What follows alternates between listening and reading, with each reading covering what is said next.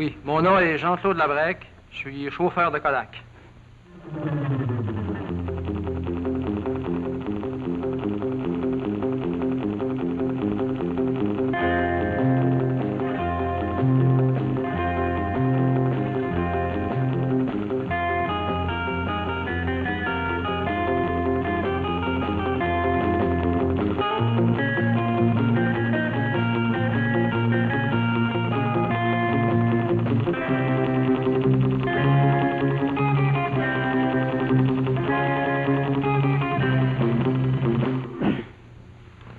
Né à Québec le 19 juin 1938, Jean-Claude Labrec travaille d'abord à Québec, où il tourne un film pour les Prévoyants du Canada.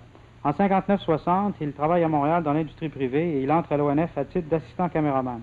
C'est alors qu'il fonde avec des camarades la société Jeune Cinéma. Il tourne ensuite à titre de chef opérateur à tout prendre de Claude Jutras. En 1964, lors d'un séjour à Paris, il rencontre Raoul Coutard pendant le tournage de Bande à part. Puis, plus tard, en 1965, il sera en Italie pour faire les images d'un film sur Antonioni, réalisé par Gianfranco Milgodi. Au retour, il réalise son premier film, 66, dont nous avons vu ou entendu la musique tout à l'heure, qui est devenu en quelque sorte le trademark de Jean-Claude Labrec. Jean-Claude Labrec, avec qui as-tu travaillé à Québec à tes débuts? Qu'as-tu fait à Québec à cette époque-là? Mon Dieu, j'ai commencé à travailler comme photographe, photographe de studio à Québec. Mon Dieu, après, comme tout le monde, j'ai commencé à apprendre la chambre noire, photographier des mariages, enterrements, des jeux de hockey, des baptêmes, des grands-mères, des gros... En fait, tout le monde un peu y a passé. Et puis, parallèlement à ça, je m'intéressais pas mal au cinéma. Il y avait une compagnie à Québec qui s'appelait Nova. Et à travers ça, et aussi l'Office du film du Québec qui existait. Et à travers ça, j'ai rencontré un gars qui s'appelle Paul Vézina, qui, tranquillement, m'a initié ce qu'on fait aux caméras, au film, parce que j'étais vraiment habitué à la chambre noire et caméra fixe. C'était à peu près le début. Et arrivé à Montréal, tu t'es lié avec des amis qui s'appellent René Baille et d'autres, je me souviens plus des noms, ils avaient fondé une société qui s'appelle la Société Jeune Cinéma. Qu'est-ce que c'était? Il y avait René Baille, il y avait Denis Saint-Denis, il y avait Raoul Fox, il y avait Larry, il y avait Delemay Bérubé. Au fond, la Société Jeune Cinéma a été fondée vraiment pour le désir de produire quelque chose. C'était vraiment uniquement ça. Aujourd'hui, par exemple, c'est changé. Les organisations qui se fondent pensent beaucoup plus à distribuer les films. C'est important. Mais à cette époque-là, on ne pensait pas à distribuer. On pensait vraiment de produire. Ça a donné quand même quelque chose, parce qu'il y a eu Chronos de Denis Saint-Denis qui a été fait avec René Baille. Et René Baille a chapeauté la Société Jeune Cinéma, parce que René Baille, à cette époque-là, avait fait son long-métrage qui s'appelle Les Désœuvrés, avait fait un court-métrage qui s'appelle Printemps, et on était tous... C'est une question de priorité, quoi. C'était important de produire des films à l'époque. Ah, c'était très, très important. Et puis, il y a Saint-Denis qui en a fait, qui a terminé son film. Ça, c'est merveilleux. Il y avait eu un autre gars à Québec qui a terminé son film, un Cartier, qui a terminé son film. Il y en a d'autres, il y en a 7-8 qui ont été commencés, mais pas terminés. Mais ça a permis à tout le monde de se faire la main, de monter, de toucher la caméra. Et au fond, les argents venaient des salaires. Tu sais, au bout d'un mois, tant de personnes avaient ramassé 40 $ par semaine. Un des films qui avait été tourné à cette époque-là par la Société Jeune Cinéma, c'était Chronos.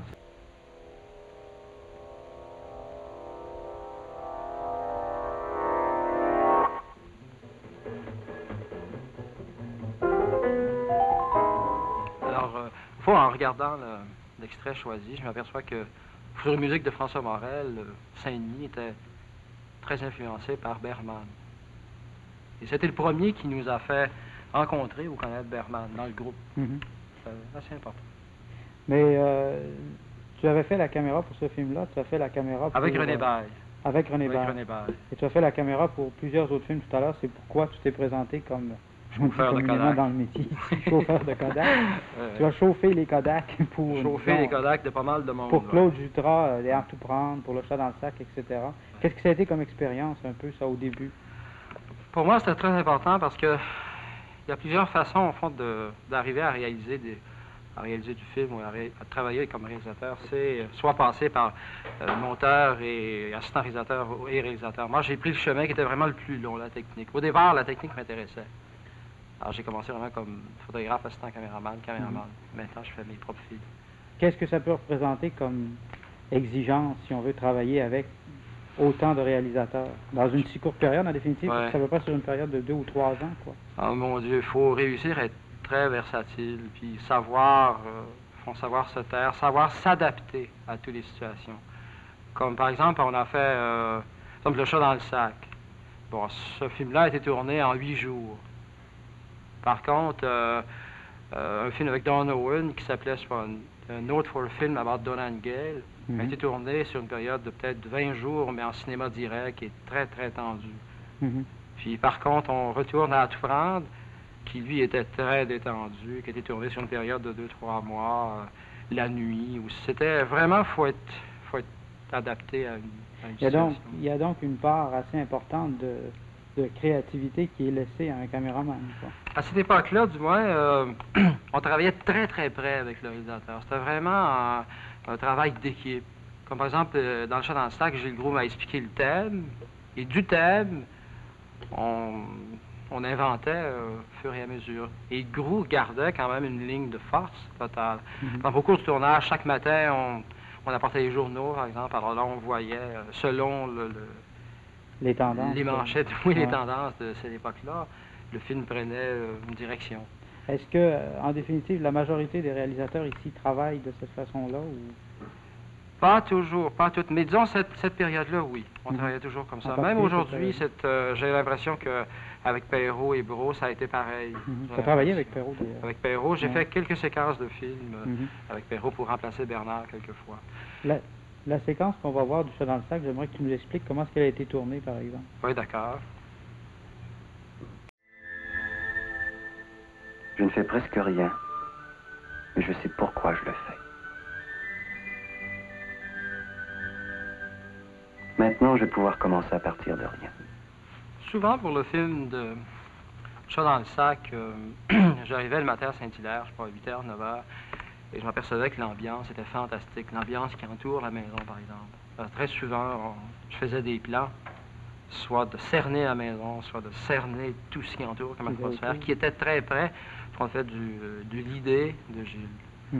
Alors ça, c'est intéressant de travailler comme ça, parce que c'est ça qui fait école. C'est ça qui est important.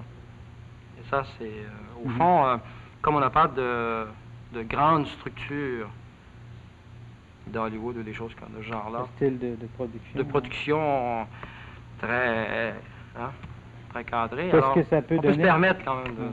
Et tout, par exemple, tous les plans qui avaient été faits pour ce film extérieur, par exemple, ont tous été utilisés par Gilles.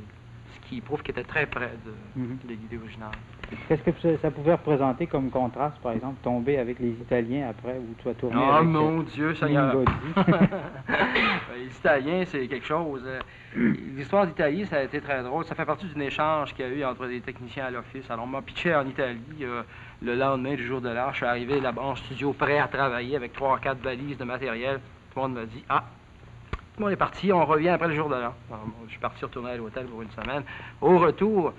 c'est le fun qui est impressionnant parce qu'il y avait Antonioni qui tournait une espèce de film avec Soraya. Ça s'appelle Trois visages, Trivolti. Alors, il y avait une espèce de décor au milieu, une chambre, puis lui refaisait le screen test de Soraya. Alors il y avait Soraya et Antonioni et son équipe, l'équipe qui a tourné le screen test. Derrière cette équipe-là, il y avait Antonioni qui tournait l'équipe. Puis il y avait moi derrière, une caméra à la main, 16 mm. Évidemment, j'ai été... assez regardé parce que 16 mm noir et blanc à la main, les gars trouvaient ça assez merveilleux, on va vous dire. C'est à ce moment-là qu'on t'a surnommé le grande opérateur canadien. Quand j'arrivais en studio, évidemment, il y avait 70 personnes qui me regardaient et disaient « Eh! » C'était assez sympathique. Mais ça a été aussi une expérience, parce qu'au même moment, dans l'autre studio, se tournait Fellini qui terminait... Julieta les esprits. Julieta, dans l'autre studio, il terminait les intérieurs de l'Arche de Noé, la Bible de Austin. Alors, mon vieux, c'était vraiment la folie totale pour moi. T'es tombé en plein... Dans le gros gâteau, je peux dire. Avant, les ambiances de studio, Antonioni, c'est toujours silencieux. Il y a une espèce de la voix est très faible, Antonioni. Alors, tout le monde a un silence total, toujours bien habillé, devant c'est silence. On passe chez Fellini, c'est le grand cirque, c'est 150 personnes, ça gueule. La séquence qui se tournait à ce moment-là, c'était... espèce de route en studio, fait sur un grand truc noir, c'était à peu près 100 pieds de long, il y avait une auto, Puis, pour donner l'impression que l'auto était en mouvement, il y avait une ligne blanche qui était sur une espèce de grande ceinture qui faisait le tour. Alors, puis il pleuvait. Donc, puis en plus, il y avait les éclairs. Alors, donc, il démarrait les éclairs, il démarrait la route, il démarrait la pluie, il démarrait la caméra. Finalement, c'était le sec parce que l'eau rentrait dans l'auto. C'était le bordel, il arrêtait. Alors, c'était vraiment la folie totale pour moi. C'était assez incroyable. Alors, puis Antonioni, non, c'était plus intime, hein, c'était plus... Alors, on a pu tourner. Au fond, la séquence qu'on voit en ce moment, c'est assez intéressant. On a retrouvé dans la cave Antonioni du métrage en 8 mm qu'a tourné Monica Vitti. Donc, c'est la séquence, là. C'est pendant le tournage de l'Aventura? Pendant le tournage de l'Aventura, qui a été un épopée. C'était... Antonioni, il était très conscient qu'on faisait un film sur lui. Alors, il m'avait toujours à l'œil, il m'avait toujours sur le coin de l'œil, je sentais. En fait, Puis quelquefois, on s'affrontait parce que des fois, le silence était total en studio, puis j'avais ramassé une caméra Hitler 16 qui était dans les premières caméras, donc elle était un petit peu bruyante. Alors des fois, je tournais pendant les silences total. Alors je le voyais se retourner, ainsi que 42 techniciens. C'est là, elle dit, ouais.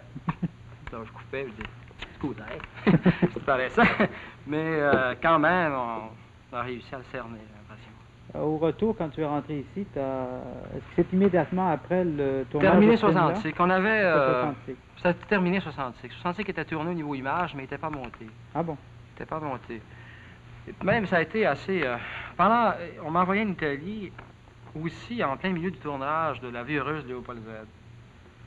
Parce que Léopold Z s'est tourné sur 2 ans. Première année, il n'y avait pas beaucoup de neige. C'était vraiment un problème. On s'achetait des poches de neige de plastique que Carl garochait à grands coups. Quand les comédiens parlaient, ils prenaient un respire fin. Il y avait, pas moi, 3 onces de neige artificielle. Tout le monde s'étouffait dans les coups secs. Alors vraiment, on s'est dit, pas de tempête, pas de film. L'année prochaine, on va mettre ça. Alors j'ai pu aller en Italie pour ça. Mais ça a été assez dur, même pour Carl, moi, l'Italie m'intéressait beaucoup, alors j'ai laissé. Carl a arrêté la production et on a continué l'année suivante. On a après ça fait le montage des petits bicycles, là, de 65 avec Gosselin. On a fait ça avec Gosselin, qui avait tourné avec moi d'ailleurs. Ça a été tourné avec une assez grosse équipe, ça, ou aussi? Ben, on a une assez grosse équipe. Il y avait Bernard Gosselin et moi. On avait chacun l'assistant. Il y avait Vincent Carrière comme ingénieur du son. Il y avait Baudet qui était, pas Baudet, mais Jacques Bobet qui était producteur. Mais on avait de l'équipement. Au fond, c'est fantastique, des fois, travailler à l'Office national du film parce que l'équipement existe. Puis quand tu fais un film à l'Office, du moins moi, c'est ma théorie, j'y vais à fond.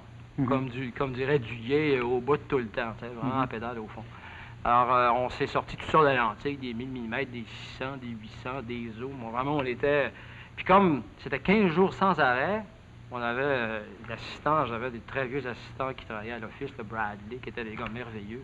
Des gars qui auraient pu travailler sur des studios d'Hollywood très sérieusement. Alors, il ne prenait pas de chance. Quand on avait besoin de 3 batteries, il en prenait 8. Question de ne pas manquer. Alors, on a, quand même, ce plan du début qu'on a vu, qui est fait à la 1000 mm, c'est une lentille qu'on se sert beaucoup pour des repérages de fusée. Alors, on l'a adapté au film.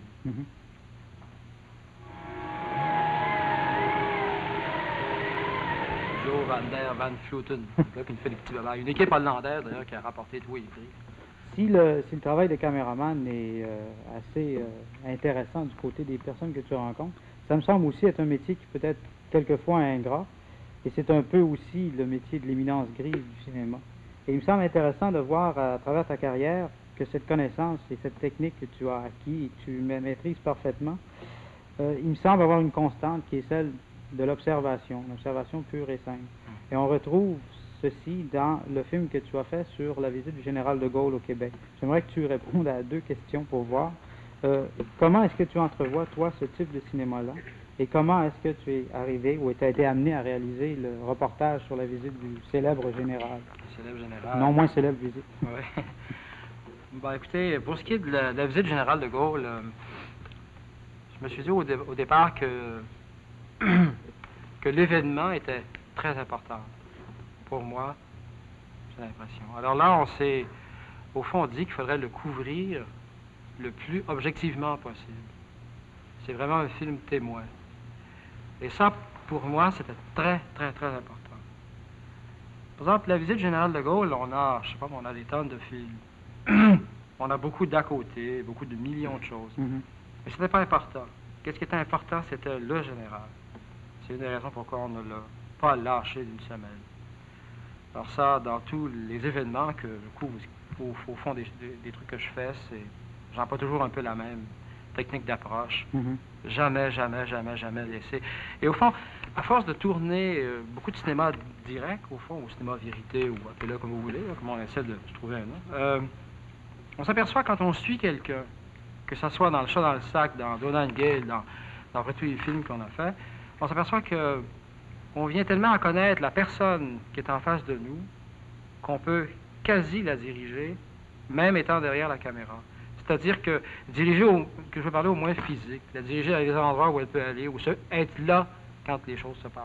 Est-ce qu'il n'y a pas un phénomène aussi qui fait qu'on peut prévoir certains gestes? Oui, on prévoit plusieurs secondes avant un mouvement. Mhm. Et ça s'applique dans pas mal de tous les films. Par exemple, celui de Gaulle, ça s'applique aussi à Brault, à Gosselin, à tous les opérateurs qu'on connaît, Brault, aussi François Brault à l'industrie privée. Mhm. C'est d'être là, de prévoir l'événement. Dans De Gaulle, par exemple, Gosselin, qui est arrivé, je sais pas, il y avait 3-4 000 personnes devant Québec. Tous les photographes sont placés, tout le monde est placé. C'est très difficile, même avec l'équipement 35. Et il a trouvé un moyen de se placer à un endroit. De Gaulle, il a débarqué ses pieds. C'est pas un miracle. Hein? Il n'était pas à Saint-Anne-de-Beaupré. C'est pas un miracle. C'est l'expérience, au fond, qui fait ça.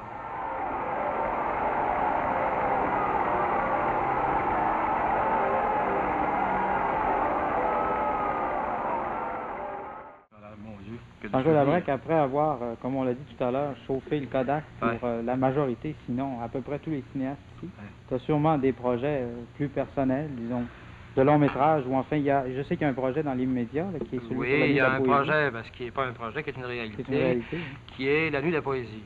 Contrairement à la visite générale de Gaulle, la nuit de la poésie, on l'a provoquée. Hein? Je l'ai provoquée ici. Alors là, j'ai vu un premier montage, on a 2h30. En ce moment de montage. Je pense qu'on va faire un film de 2 heures. Et c'est pas mal fascinant, parce que la nuit de la poésie a été assez fantastique. Une expérience assez sensationnelle. Et par après, est-ce qu'il y a des projets de long Oui, il y a un métrage? long métrage que je suis en train d'écrire avec Gilles Carr en ce moment, qui s'appelle Les SMAT, à l'automne. Tard à l'automne. Ce sont des projets. Qui sera tourné à partir de l'automne ou qui sera tourné l'an prochain? Non, à l'automne. Qui sera tourné à l'automne. Oui. Termine la nuit de la poésie au niveau montage, puis tout de suite après, on s'en va vers cette production-là. Alors, merci beaucoup, Jean-Claude Labrec, merci. et au plaisir de voir les SMAT. Ah oui, d'accord.